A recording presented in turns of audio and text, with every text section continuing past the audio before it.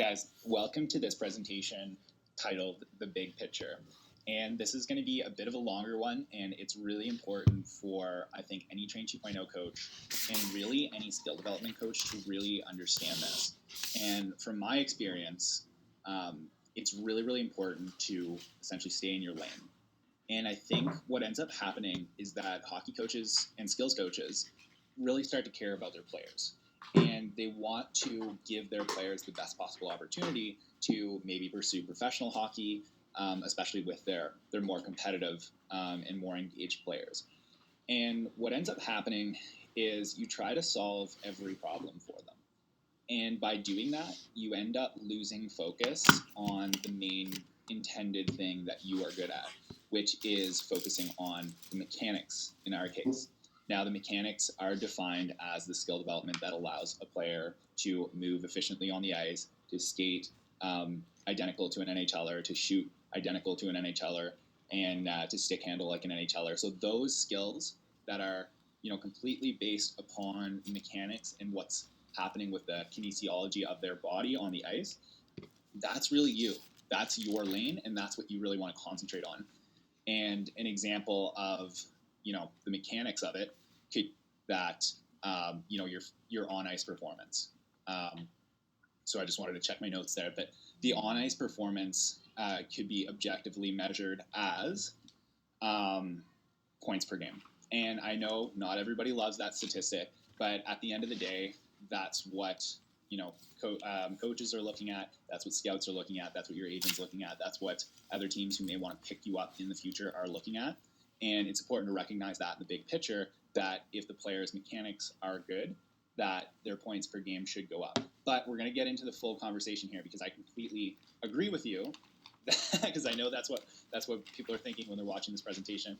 I completely agree that that's not the only metric, and I completely agree that other factors matter on points per game, but that would be the metric that I would be looking at as a skill development coach.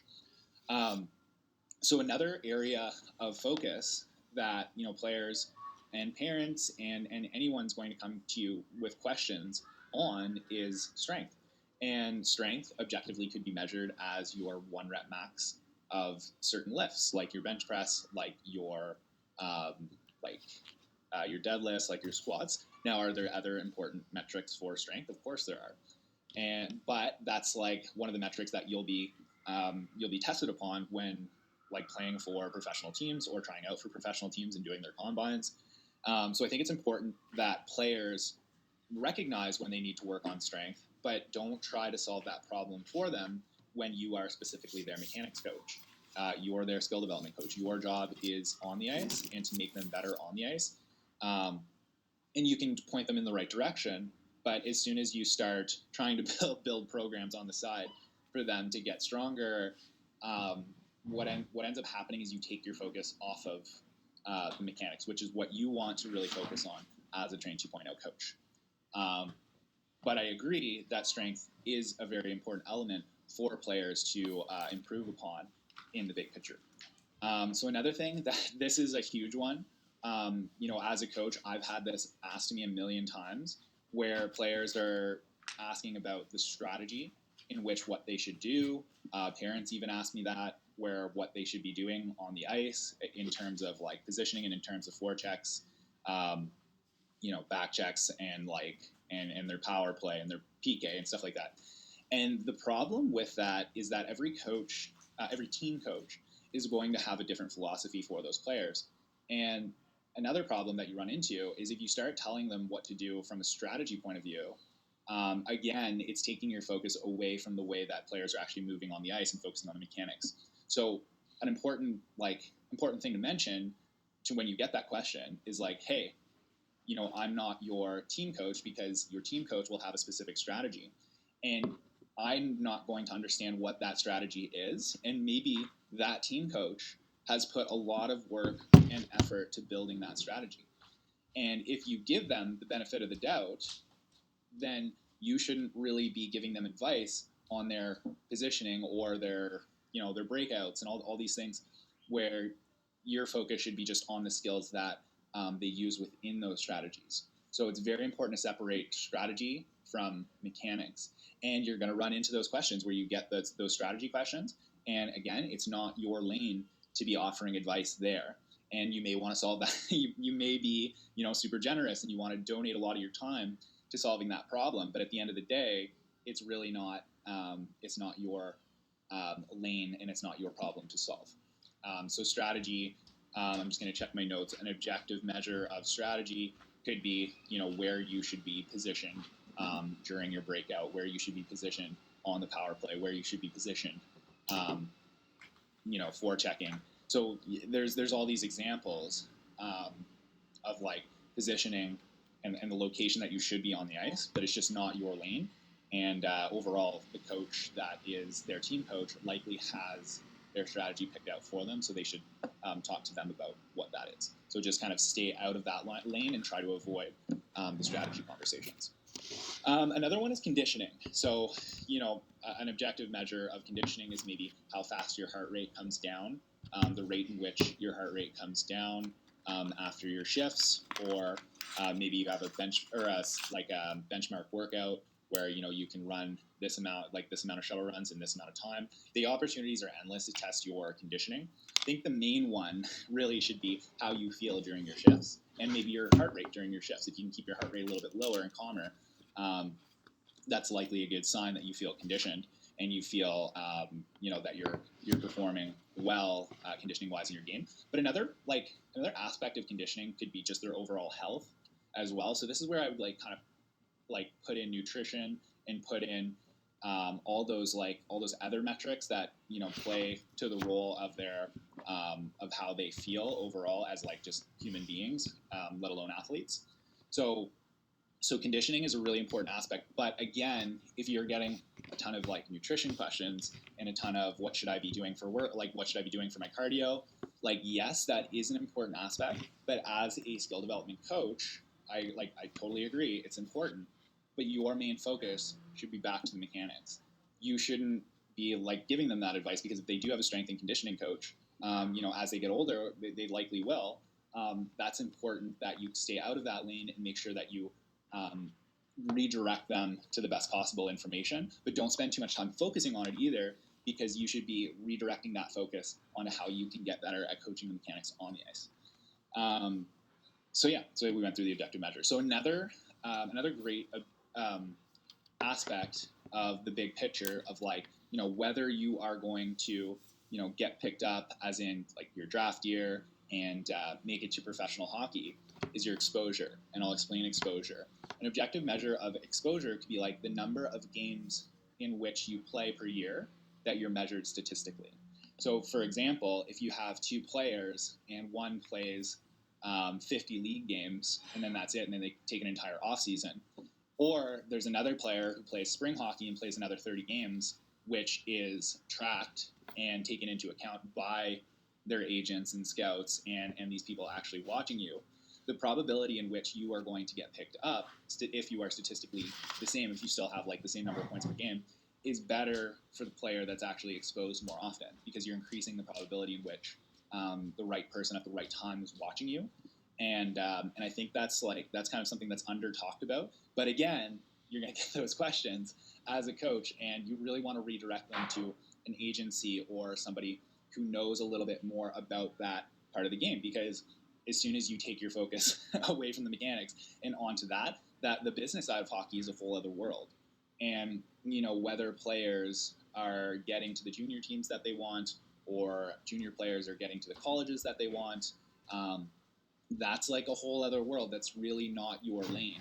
And you should really still bring that focus back to your mechanics and make sure you provide them some sort of redirect to get them that exposure that they truly need if they do want to pursue a professional career. But again, it's not your lane to be solving that problem for them. So if you find yourself spending hours and hours and hours trying to solve a problem that's not your lane, then it's taking your focus away from the mechanics, which ultimately is where you should be spending your time. Sports psychology, not to be confused with strategy or hockey sense, because this is a different.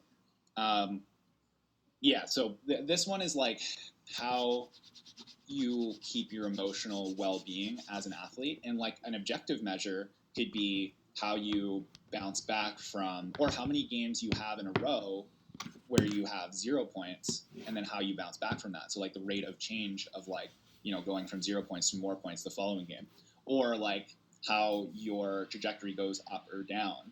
And I think that's kind of a good way to measure how your sports psychology is going, because if your confidence is down, we all know that that's like, and this is all very surface level, because again, my focus isn't on sports psychology. I don't know a lot about it, and I'm fully willing to admit that I don't know a lot about it, because I want to stay in my lane and I want to focus on the mechanics. But I do like to find some sort of objective measure in which we can find where your sports psychology. Now, the main subjective measure would be how you're feeling throughout your games and how your mental approach is going into even your practices and your games and how you feel on your team. But from an objective point of view, how you bounce back from a bad game. So you go from a game where you have no points and you're like -5, and then you bounce back the next game and score 3 points. So that's like a good way to say, hey, I figured it out mentally. I didn't let that bother me. I had a short memory, and then I got back into my best self and performed the best that I possibly could the next game. So I think that's a very important aspect of the game. And again, it's a very complicated and like dynamic part of the game. And for you to be coaching that for players, I think that's that's not your lane. You should be, anytime you're researching sports psychology, you should again redirect that focus back to the mechanics, because it's just not your specialty, and that's a whole other world you'll have to explore. So another thing, and another important aspect of hockey, is money. So the amount that a player is willing to invest is another aspect of the game that you are not going to be really able to help other players with, or the players that you coach. But it's important to recognize when players don't have a whole lot of investment level into the game, because they may not be your ICP, or if they do have. Let me word this better than what I just said. Maybe they don't want to pursue a professional hockey career, and they don't have a lot of money. But then if they're not spending money on any of the other aspects of the game, and they want to actually improve their mechanics, then that's great. Then they're willing to invest that money into the mechanics part of it. But all of these things that I've mentioned cost money, and that's why I kind of left this one for almost last. You have to hire a strength and conditioning coach. You literally have to pay your tuition to play on any hockey team. Your conditioning, maybe you have a nutrition planner, for example, or maybe you have to buy some gym equipment at home to make sure that you're staying conditioned. And maybe your strength coach is different than your conditioning coach. I don't know. There's lots of different things, and maybe you have some sort of health disorder that makes your investment cost a little bit more to stay healthy for performing in the game of hockey too. Like, there's just so many different situations. There's such a dynamic, big picture to the whole development of a hockey player. And it's important that we don't try to solve every problem. We just really want to solve that one problem that they're having, which is the mechanics. And that is your goal as a Train 2.0 coach. So from an investment standpoint, an objective measure is the direct cost in which they invest per year on hockey skill, or not even just hockey skill development, just their entire budget for what they invest in hockey entirely. And that's your objective measure. But all of those things, like I said, cost money, and certain players may not be able to invest in extra skill development. So it's important to recognize that if they don't have that investment, it's not likely that they're going to be able to touch on any of these, other than they're likely the hockey team that they're playing on. And another thing is like hockey sense. Now, I think that's probably, like, my personal belief is that is the most important part of the picture. Is, if a player has great hockey sense, it's more likely that they're going to play professionally. Now, that being said, I think this is a really important aspect. And you're probably like, Kevin, I think we should actually focus on hockey sense as well, because that's part of the skill development, right? And I agree. But I think if you focus directly on the mechanics, so you get a perfect corkscrew, a perfect stride, perfect cross under, perfect soft drags, all those things, their hockey sense will improve as an indirect result. So I think it's important to recognize that, because if you focus on the mechanics, the hockey sense will improve, because everything will be more effortless, and they will be able to move more efficiently along the ice, allowing for more storage space in the mind and in their hockey sense to make the correct decisions. And an objective measure of hockey sense could be, and there could be other ones, but I like passing percentage, because if their passing percentage is very, very high, it's showing that they're making maybe not the correct decision, but they're making a good decision every time they have the puck. Now, if their passing percentage is like, let's say, below 50%, then that's a good measure that your hockey sense really needs to be improved, because you're just, you're turning the puck over more than you're actually making a positive play whatsoever. Now, I know certain passes mean more than others, and that's like a different conversation. But I think overall that could be a good objective measure to measure your actual hockey sense in a standard. But yeah, so improving your mechanics will improve your hockey sense. So all to say with this presentation, the big picture, is that there are a ton of elements that creates a hockey player, and there's even more elements that creates a professional hockey player. And we, as coaches, really feel in our hearts that we want to make players as good as they possibly can be. And I really feel for that.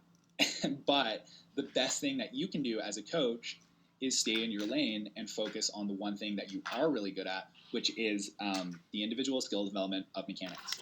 Now, because as soon as you start focusing on these 1, 2, 3, 4, 5, 6, 7 other elements, if you're redirecting your attention at all of those elements at the same time, only maybe 20, not even 20%, like 15% of your actual focus is on the mechanics. How good of a mechanics coach are you going to be if only 15% of your attention is on that, right? You want to make sure 100% of your attention is on the mechanics so that you can be the best skill development coach that you can be, and that you can be in your geographical area, right? And I'm guilty of it. I think everybody's guilty of it to one point or another, trying to step into other lanes and solving those problems. But I also believe that if you single task and really focus on one thing at a time, despite sometimes my behavior, I think that's where you actually will make the biggest difference in the player. So by saying no to these other 7 aspects and focusing on the one aspect that you can fix, that will give your player the best possible advantage, and outsourcing or redirecting or recommending that they solve the other problems outside of your guidance. So thanks for watching, guys. I hope that makes sense. And I think this is probably one of the most important presentations that I have. And just from my experience, you're going to get questions from all of these areas, and you want to do your best to answer them, but at the same time, it's taking away from the focus of the thing that really matters.